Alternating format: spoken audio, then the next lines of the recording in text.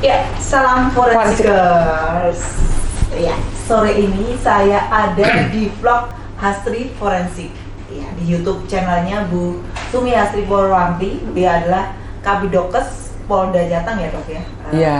Bu Kombes Polisi Sumi Hastri Forensik DFM apa dok? SPM banget ya. Nah, panjangan sebelahku gini. Aduh. Kemudian ada juga Dr. Indra Susianto, MSI dokter, dia adalah dokter spesialis Obgyn dan juga dekan dari Fakultas Kedokteran Unika. Nah, saya di sini agak kurang ajar nih. Sebenarnya ini rumahnya Bu Hastri. Gak apa-apa, butuh host yang keren. Di sini ada rumahnya Bu Hastri dan saya mengacak-acak harusnya Bu Hastri ini yang nge-host, tapi kok saya ya. Tapi saya mendapat kehormatan, terima kasih Bu Hastri mendapat kesempatan untuk ngobrol dengan Bu Hastri dan Dr. Indra. Bu, sekarang ini kan lagi... Kenapa Pak Indra dipanggil dokter, saya enggak? Oh. Karena saya nggak punya pasien. Ya, masalahnya begini, saya kebiasaan manggil Bu Hastri itu Bu. Ya. Padahal kalau teman-teman forensik manggil aku Mami loh. Oh, ya. Mas Denny manggil aku Mami ya, Mas Mami. Denny Darko. Mas Denny ditunggu ke Semarang, nanti kita ngevlog bareng Dr. Indra dan Dr. Hastri. Bu Hastri ya. Dokter ya. Mau coba Bu Hastri ya. Teman-teman, Bu Hastri ini ternyata rendah hati dan tidak sombong. Nah, Pramuka. Dok, ini dok, saya tuh resah dok. Kemarin kan Bu Hastri sempat, ayo nih ngobrol soal kekerasan Seksual maksudnya. kekerasan seksual terutama yang menimpa perempuan Dan Jadi kan- anak. dan anak. Ya. Nah, saya kan kemarin baca dok, ternyata kasusnya itu meningkat dari Betul. tahun 20 ke 21 itu meningkat sekitar 50%. Betul. Kemudian kekerasan terhadap anak, mungkin nanti saya akan tanya juga ke Dr. Indra bagaimana mengatasi ini, Iya. terutama secara fisik ya, dan secara fisik. Nah itu setiap 2 jam itu ada 3 perempuan mengalami Kekerasan, ya. Dok, bisa cerita peta kekerasan seksual di Jawa Tengah khususnya di wilayahnya Bu Hastri ini? Kalau di sini nih tempat ini kita ngobrol ini Iya. tempat forensik klinik. Jadi tempat pelayanan kekerasan seksual untuk perempuan dan anak. Kenapa saya pisahkan? Kan kekerasan ada seksual, ada non seksual atau ada kekerasan lainnya. Kalau ada luka-luka, pertama pasien datang di UGD memang diperiksa di UGD, tapi karena khusus dia pelaporan ada unsur kekerasan seksual, kami bawa di sini biar dia nyaman, biar dia bisa diperiksa dengan baik, kooperatif, dan penyidik pun bisa kita undang di sini. Mungkin karena ini rumah sakit Bayangkara, Iya, rumah sakit iya. polisi, dan saya menginginkan pemeriksaan yang komprehensif menyeluruh. Jadi pasien itu atau korban tidak ditanya sana, ditanya sini, ditanya sana gitu kan. Betul, Jadi kan betul. kasihan gitu loh, Iya. udah dia Satu iya, pintu saja satu pintu. gitu ya, dok, ya. Seperti itu, dan memang jumlah tingkat kekerasan seksual khususnya ya, yang anak-anak itu meningkat tajam, khususnya sejenis. Sejenis ya dok? Banyak sejenis, Oke. ya. Tahun ini di Rumah Sakit Bayangkara aja sudah ada 30 kasus di sini. 2022. 2022? Iya, anak-anak loh. Sejenis. Di bawah usia 18 tahun kan anak-anak. Iya. Ya, banyak gitu. Jadi ya kita mungkin tahu ya, booking order itu bukan perempuan, ternyata laki-laki Laki-laki juga. juga. Anak-anak lagi. Betul. Iya. Itu Seperti itu. dalam bentuk kasus pelecehan atau sampai sudah parah? Iya, ya yang perkosaan disengaja sama orang terdekat, atau dia memang diperdagangkan prostitusi online seperti itu. Iya, iya. Itu kan kita kena pasal di kekerasan seksual itu di Undang-Undang TPKS yang baru dan udah ditandatangani oleh Presiden tanggal 9 Mei kemarin. Jadi kita itu dokter pemeriksa, khususnya dokter forensik itu, dan juga kaki saya 2 ya, polisi juga, jadi kerjanya lebih enak, lebih tenang karena ada payung itu hukum yang benar-benar membantu dan melindungi korban ini. Ya, oke. Baik, saya ke Dr. Indra. Dok, ini kan kalau dokter kan mungkin banyak berhubungan dengan kehamilan, kemudian alat reproduksi dan sebagainya. Nah ini kan perempuan, tadi disebutkan di Komnas Perempuan ada setiap 2 jam itu ada 3 perempuan mengalami pelecehan. Nah menurut dokter ini kan akan menimbulkan dampak baik psikis maupun fisik. Nah kalau fisik Itu gimana dok? Terus kemudian kan kalau korban tadi disebutkan bahwa ibu menyebut nggak cuma perempuan tapi juga anak laki-laki. Betul. Kan? Selama ini kan perhatian kita ke anak perempuan nih. Perempuan. Bagaimana komentar dokter soal ini? Ya, yang pertama dengan meningkatnya angka nih Mbak, Ya. bahwa sekarang itu semakin banyak kekerasan seksual, ada sisi positifnya. Artinya apa? Berarti Positif sekarang dong. positif. Positif. Berarti sekarang itu ada banyak yang melaporkan diri. Oh, Ya, terbuka ya. Iya, Jadi itu kan speak up, ibarat gitu, Dok. angin tuh Mbak, kita bisa merasakan tapi bentuknya nggak ada nih. Kemudian kayak tip of the iceberg. Kadang cuma kelihatan ujungnya. Iya. Nah, Jadi kalau semakin Gunung banyak, es gitu ya. iya, semakin banyak angkanya, berarti semakin berani nih Oh, mereka semua. Apalagi seperti tadi Dokter Desi katakan, tidak hanya yang perempuan, yang laki juga ternyata Oh, ada iya. begitu. Jadi forensik klinik lah seperti inilah diciptakan untuk mereka itu, Mbak. Gitu. Oke, iya.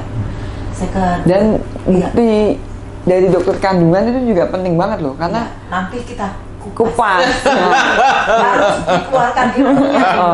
Kalau enggak, beliau semain terus ini dok. Makanya pas ya dok ya, saya ngajak kesini ya dok. Biar nanti juga bisa support dokter Hastri ya dok.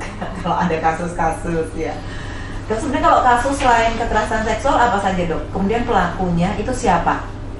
di sini biasanya sekarang tuh fenomenanya orang terdekat yang dikenal baik.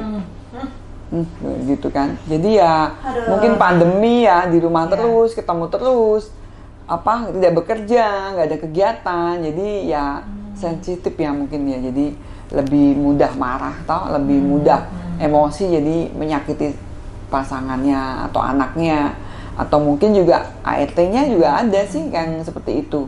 Itu memang kalau sekarang lebih terbuka, dan di Semarang khususnya tahu kalau kita melayani korban-korban itu, jadi banyak yang datang untuk melaporkan.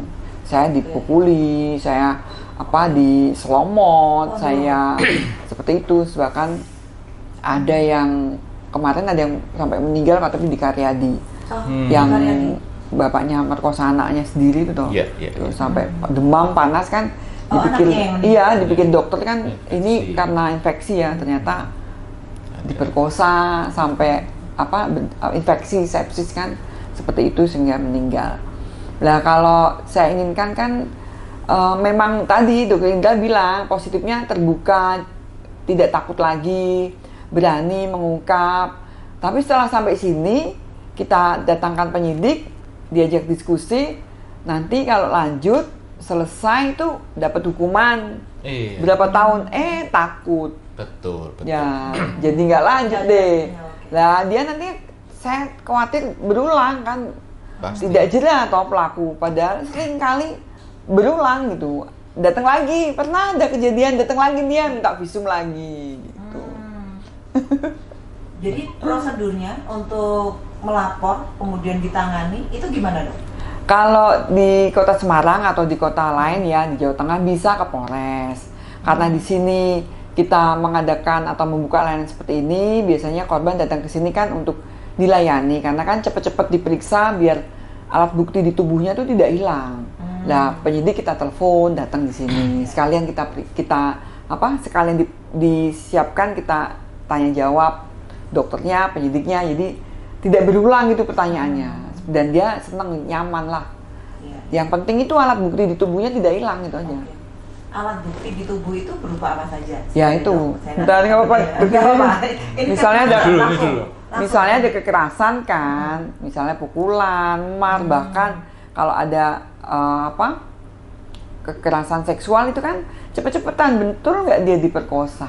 Betul. Kalau sudah dibersihkan, mungkin Dokter Indah kan tahu kan susah juga mencari dia pelakunya. Seperti itu kan, kita harus swab vagina, bahkan sekarang swabnya nggak vagina aja loh dok, swab anus. Iya. Oh, Gitu, karena seperti tadi itu. ada yang Iya, jadi ya itu kan ternyata kan kita harus cari terus pembuktian. Itulah yang penyidik butuhkan, alat bukti yang tidak bisa dibantah secara ilmiah. Iya, oke. Iya. Iya. Nah, ini saya ke Dokter Indra. Dok, tadi Bu Asri menyebut bahwa perempuan itu rentan kekerasan, tapi sekarang juga cowok-cowok juga rentan kekerasan. Nah, selama ini kalau dokter itu kan konsentrasinya mungkin dokter punya rumah sakit juga konsentrasinya kepada perempuan. Nah, apakah nanti juga akan konsentrasi ke laki-laki? Kemudian satu lagi, bagaimana bukan memulihkan ya, kalau dipulihkan nggak bisa, mengatasi dok secara fisik. Kalau secara psikis kan sudah ada psikolog, ada mungkin psikiater, psikolog. Nah, kalau dari sisi medis, apakah bisa dipulihkan dok? Misalnya anak nih yang diperkosa sama saudaranya atau diperkosa orang lain, nah dia kan masih harapannya kan masih panjang. Betul.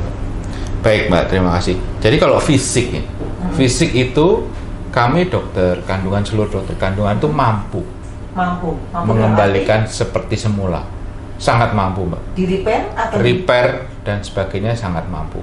Cuman kan intinya bukan mampu merepair nih Mbak, tetapi kembali ke dirinya si yang kena kekerasan seksual nih Mbak. Nah, kalau anak kecil dok mungkin nanti kan lebih ke fisik nih, bukan ke fisik, ke psikis nih. Nah, yang nganternya ke fisik. Tapi betul. kalau itu di repair secara fisik gimana dok? Kalau fisik ya secara itu sangat mampu Mbak. Bahkan setelah darah kita bisa kerjakan. Beberapa waktu yang lalu saya dapat pasien jam 2 malam karena dia habis diperkosa bapaknya. Itu 8 tahun. 8 tahun. Ya saya perbaiki dan bagus seperti semula. Waktu dia kontrol 2 minggu sudah tidak ada bekasnya. Cuman namanya post traumatic stress disordernya itu yang tidak bisa sembuh. Sampai saat ini dia ketemu setiap laki-laki itu selalu nangis. Itu yang tidak bisa sembuh. Kalau fisik pasti bisa sembuh, pasti bisa sembuh sebagus apapun karena teknologi sekarang benangnya lebih bagus, tekniknya, operasinya. Dokter Objin bisa sekolah di Inggris, di mana itu kita bisa. Dokter Objinnya ganteng. Betul. Bahkan sekarang ada yang khusus namanya bidang uroginekologi. Itu kalau lebih advance nih Mbak. Tapi sekarang seluruh dokter Objin pasti bisa dan rapi begitu. Kalau fisik tidak berkuat. Kalau di repair itu ada batasan umur nggak dok untuk bisa pulih? Dalam arti itu kalau anak-anak kan usia 8 tahun mungkin sebelum remaja mungkin masih bagus ya istilahnya untuk dipulihkan kembali. Tapi kalau misalnya sudah remaja ke atas atau mungkin perempuan yang sudah menikah di atas 25 atau 30 gitu gimana dok? Tidak ada perbedaan Mbak. Tidak ada perbedaan. Pemilihan material benangnya saja yang berbeda. Artinya apa? Kita harus benar-benar memastikan kanan kirinya sama, elastisitasnya sama, begitu. Itu sih yang paling penting Mbak. Jadi tidak ada berbeda karena kan basicnya anatomi tubuh kan semua sama. Dok, saya ingin minta pendapat. Itu sebaiknya di repair atau enggak? Ya kalau saya pribadi ya dengan kasus-kasus banyak ya di repair lebih bagus. Kan dia ibaratnya fisiknya udah bagus ya, tinggal fokus ke psikisnya toh. Gitu. Kalau dibiarkan dua-duanya kan batin lahirnya juga bisa ingat terus kan. Iya. Artinya dia ada sedikit yang dipulihkan lah ya. Iya, memang untuk yang lain memang harus proses gitu ya untuk penyembuhan. Memang kalau di kepolisian kan setelah pelaku tertangkap itu kan ya sudah, tapi korban ini bagaimana nih?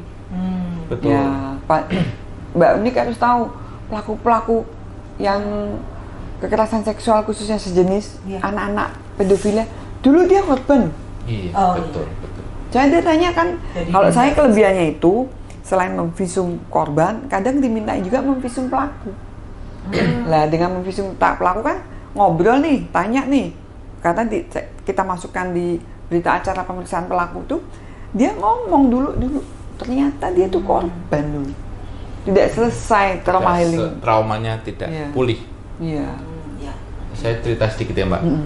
Waktu kapan itu saya ada pasien, pertama kali ketemu saya itu tertutup sekali orangnya.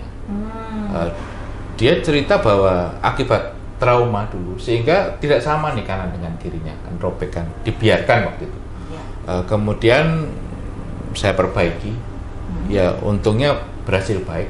Dan waktu datang setelah itu sudah berbeda Mbak, roknya sudah mini. Tadinya Mbak, aduh, jauh. Mbak mau balik tangan Mbak. Pertama kali ketemu itu, tertutup sekali, ceritanya juga pelan. Saya itu mencari ini kenapa sih orang ini. Gitu. Begitu saya selesai, kemudian kalau di tempat kami kan selalu ada foto pre dan post. Nah, kemudian 2 minggu kita foto lagi itu dia berbeda. Nah, itu adalah dia yang mampu menangani trauma psikisnya. Fisiknya begitu ketemu dengan orang yang tepat, dia langsung istilahnya membuka lembaran baru gitu. Berarti selain dokter kandungan juga bisa psikiater. Nah, dok, ini tadi kalau yang mungkin korban perkosaan misalnya yang belum sampai hamil. Nah, kalau sampai hamil gimana, dok? Apakah bisa digugurkan? Sementara kalau menggugurkan itu kan saya yang jawab nanti di tulisan dokter Indah. Di undang-undang tindak pidana kekerasan, di undang-undang TPKS yang baru, undang-undang tindak pidana kekerasan seksual nomor 9 tahun 2022 yang udah ditandatangani Bapak Presiden itu bisa jangan takut. Iya, sesuai regulasinya memang dia korban perkosaan. Ibaratnya tidak ya perkosaan kan lapor polisi, makanya pembuktian. Betul nggak? Jangan sampai datang ke dokter Indah ngaku. Betul, sampai usia 40 hari. Betul, Mbak, betul.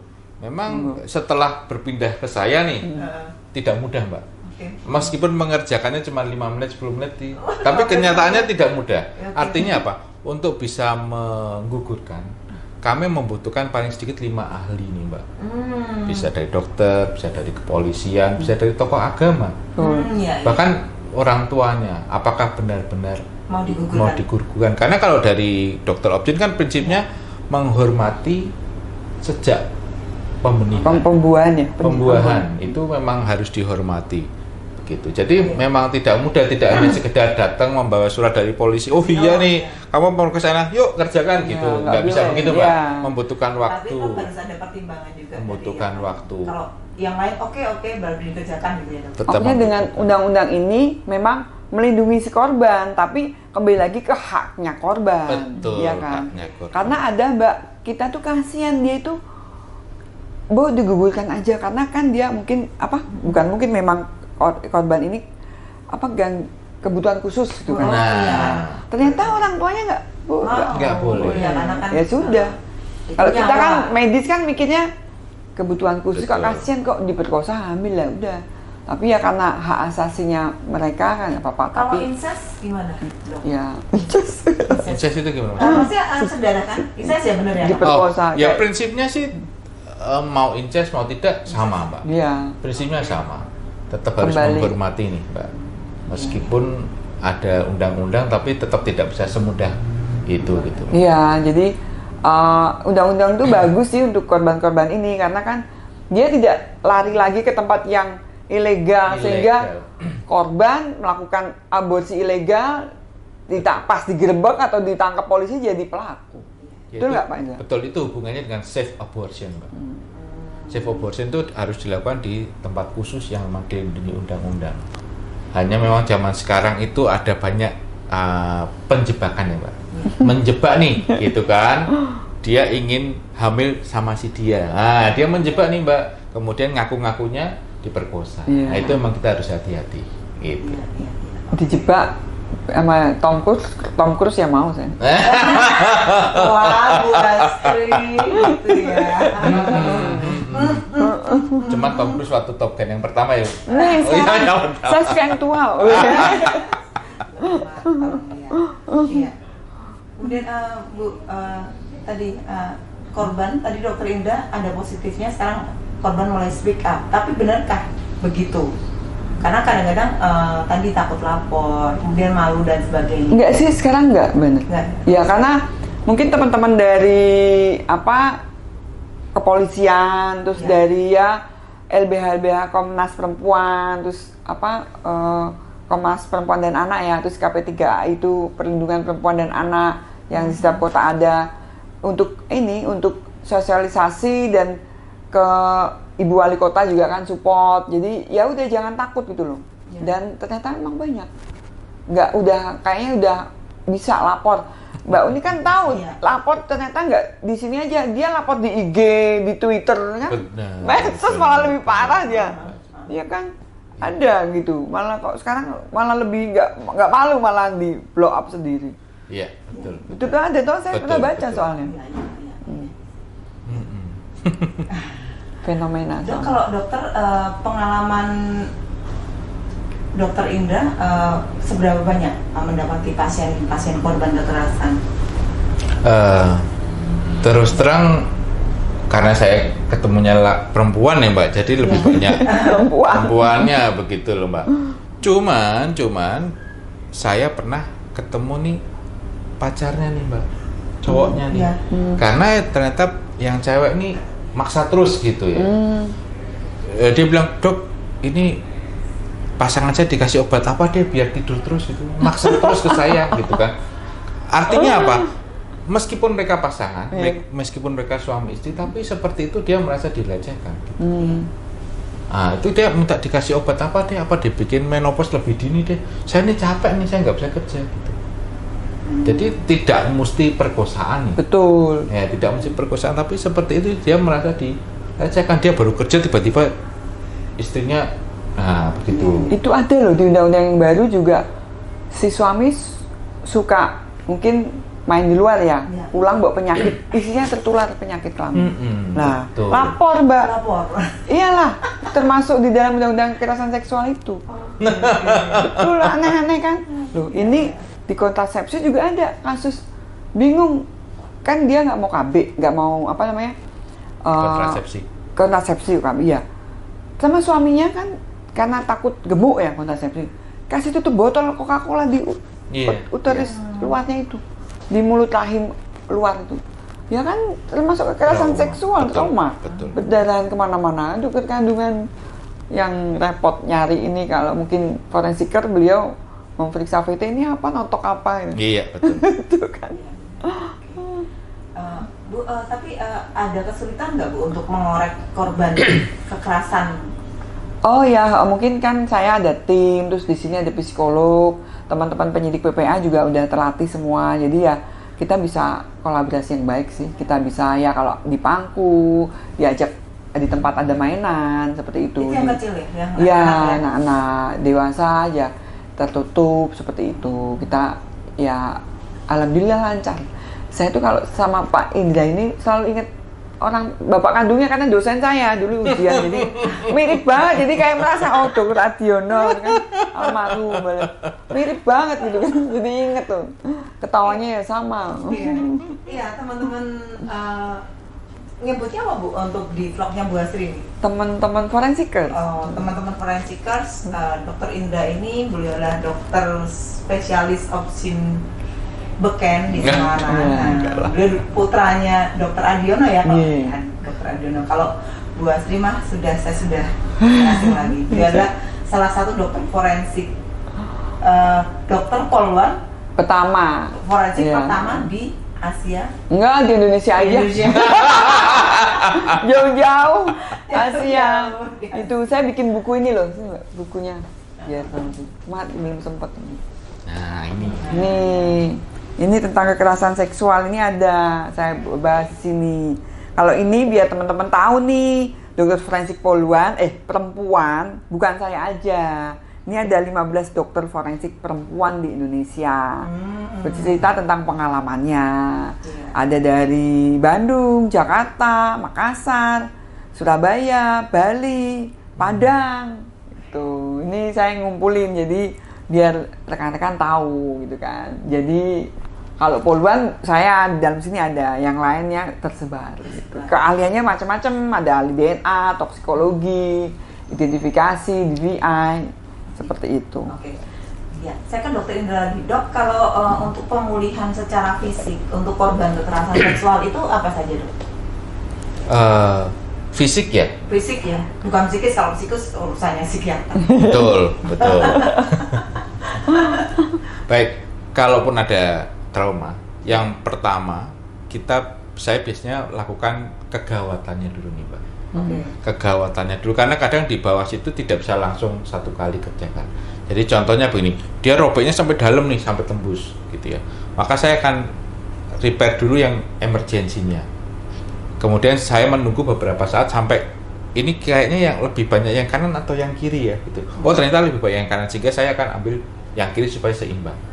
Setelah itu baru kalau memang saya pikir saya cukup di situ, nanti saya nunggu dia jaringannya tumbuh sehingga baru luarnya gitu. Kadang beberapa tahap yang kita kerjakan, jadi tidak bisa langsung jadi satu, karena kan waktu trauma terjadi pembengkakan jaringan nih. Kalau saya langsung jadikan satu saat itu bisa, istilah bahasa Inggrisnya Mbak, mencong Mbak. Nah, gitu. Merah. Iya kan? Semarang, sehingga merah. saya tangani dulu kegawatan. Tapi kalau menurut saya memang bisa satu kali, saya kerjakan satu kali. Tapi rata-rata tidak bisa satu kali. Karena kan gimana ya? Sudah dia trauma psikis di bawah, meskipun harus pakai kaca, tidak kanan kirinya nggak sama, itu menyebabkan dia nggak sembuh-sembuh nih, makin tidak sembuh-sembuh, makin tidak percaya diri, gitu Mbak. Iya, oke dok. Mungkin ada pasien-pasien yang mungkin mengalami kecelakaan tapi bukan kekerasan. Kemudian ada yang karena kekerasan ini. Bagaimana dokter bisa membedakan? Kadang-kadang kalau anak-anak kan mungkin nggak bisa cerita, mungkin tahu juga sih dari latar belakangnya dari orang tua. Tapi bagaimana memperlakukan dua pasien yang berbeda ini? Kebetulan saya kan bukan polisi ya Mbak, jadi saya mengoreknya itu mungkin tidak dalam, tetapi saya akan melihat fisiknya si anak nih Mbak, si pasien itu, apakah dia tertekan, apakah dia ngomongnya gini, dok pacar saya tadi tuh dalam banget, nah itu menjadikan saya, oh ini berarti kan memang tidak ada perkosaan nih Mbak, tapi kok aduh begini, nah itu masih kemungkinan itu suatu paksaan gitu. Meskipun tetap harus dibuktikan nih forensik gitu kan. Saya yakin dokter Hesti tahu nih teknik-tekniknya. Oh ini bener-bener dari atas ke samping atau memang sama-sama senang. Karena bukan apa Mbak, seperti saya cerita, banyak yang menjebak dan itu terjadi di saya. Terjadi. Dia bilang bahwa saya habis perkosa. Tetapi waktu saya lihat tidak ada luka sama sekali nih Mbak. Tidak ada luka sama sekali gitu kan. Iya, begitulah. Kalau paksaan pasti ada luka. Betul lah itu, kalau forensik sama. Membuktikannya ini ada lecet-lecet kah, memar kah gitu. Kalau nggak ada kan berarti kayak hubungan suami istri kan mesti ada lubrikasi kan, tidak ada sesuatu trauma di situ gitu. Nanti tinggal kita bagaimana menanyain korban lagi lebih dalam lagi gitu. Sampai situ, misalnya korban pun sampai meninggal pun jenazah saya mencarinya di situ. Tanda-tanda paksaannya itu kelihatan di situ. Kalau sampai membusuk atau tinggal jaringan, kita periksanya sampai lab patologi anatomi untuk membuktikan. Persentase yang sampai meninggal kekerasan seksual berapa dok? Di Semarang sedikit sih, banyaknya Jakarta. Oh, kenapa di Jakarta lebih banyak? Lah mungkin kota besar penduduknya padat, mungkin terus sampai gitu sampai maksa bunuh, takut tertangkap kan, dikenal seperti itu. Tapi saya pernah sampai Pulau Morotai ya. Iya. Yang merkosa bapak tirinya. Mungkin akibat kekerasan seksual meninggal karena di bawah itu kan pembuluh darahnya banyak, Mbak. Apalagi anak-anak ya. Iya, pembuluh darahnya banyak dan saya melihat bahwa sebagian besar korban perkosaan kan wanitanya itu selalu kalah, dia selalu di bawah Mbak, sehingga traumanya pasti dari atas. Pada saat saya lihat traumanya di situ, ini mungkin suatu trauma. Nah, pada saat dia nunjem di situ banyak pembuluh darah. Pada saat dia berdarah, dia tidak berani lapor, dibiarkan terus-menerus, akhirnya kehabisan darah dan anemi. Sepsis dulu, panas dulu, demam. Iya. Tidak bilang ke ibunya, akhirnya meninggal. Sangat mungkin. Tahun ini ada ya kirim Karyadi ya, tahun ini. Untuk yang di Restabes itu, di perkosa bapaknya. Dia nggak, ibunya kan kayaknya udah pisah, terus mau ketemu bapaknya, ternyata bapaknya agak setengah mabuk perkosa, tapi sakit, nggak tahu, dibawa ke rumah sakit meninggal. Ini teman-teman seksikers yang forensikers yang memprihatinkan karena ternyata kasus ini pelakunya banyak orang-orang terdekat. Bisa bapaknya, kakaknya, ayah tiri, supirnya, Tuban tuh, di Tuban, guru ngaji, guru pramuka, Ya, yang dulu oknum yang mengatasnamakan.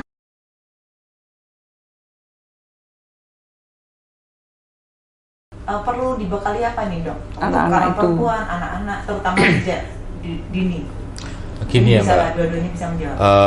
Dalam hal kekerasan seksual nih, kita tetap harus melihat internal dan eksternal nih, Mbak. Kita tahu di media sosial ada banyak film-film atau posting-posting yang porno nih, Mbak. Nah, kalau dari si internal nih, si tadi bapaknya hanya tinggal berdua dengan anaknya. Mau menginjak remaja atau mau kecil, tapi kalau anaknya di rumah pakainya bajunya yang kurang bahan, Ya. mungkin amin kuat, Mbak. Imannya yang nggak kuat begitu kan.